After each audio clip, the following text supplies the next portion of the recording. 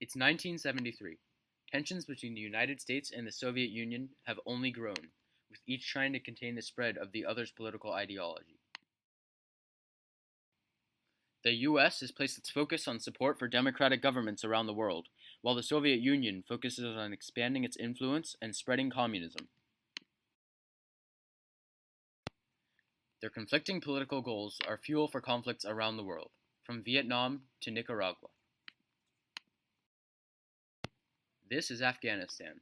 Located in South Asia, it's a landlocked nation of over 250,000 square miles, with the USSR to the north. Here, a stable monarchy has existed under Mohammad Zahir. Zahir focuses on developing the country with foreign aid from the US and the Soviet Union, working on projects including irrigation and highway construction. Zahir maintains Afghanistan's neutrality in international politics at a time of increasing polarity between East and West. However, internal economic and political problems in the country grow, and the monarchy's incompetence in the face of Afghanistan's economic problems leads to Zahir's deposition in a coup led by Mohammad Dad Khan, who names himself president of an Afghan republic. Dad aims to suppress the left and limit dependence on the Soviet Union. However, a communist Afghan party, the People's Democratic Party of Afghanistan, comes to power in a coup led by Noor Mohammad Taraki and engineered by Hafizullah Amin. Dad is killed, and a new government known as the Democratic Republic of Afghanistan, or the DRA, is created.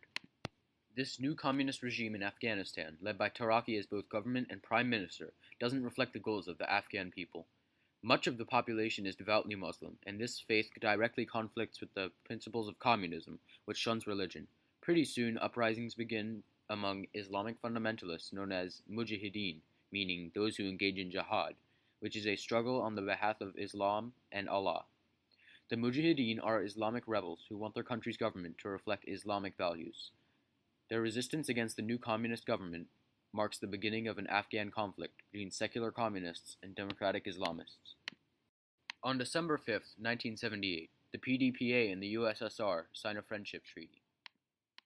On March 14, 1979, the U.S. Ambassador Adolph Dubs is killed, prompting the elimination of U.S. assistance to the Afghan government.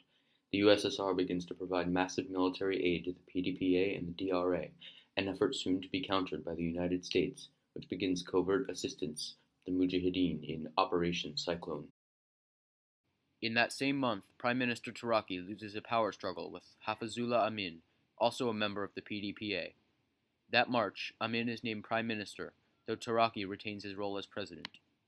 In September, Taraki attempts to have Amin assassinated, most likely due to Soviet advice to do so, because the Soviets believe that Amin's anti-Islamic policy is worsening the political situation in Afghanistan.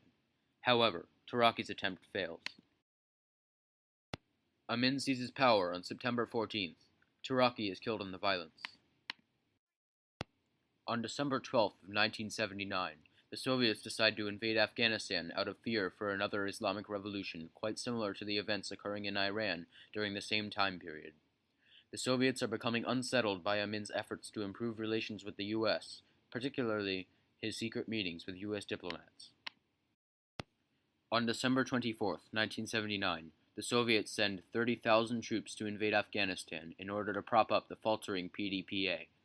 Within the first 6 months of the campaign, 80,000 personnel are sent over by the Soviets to occupy Afghanistan.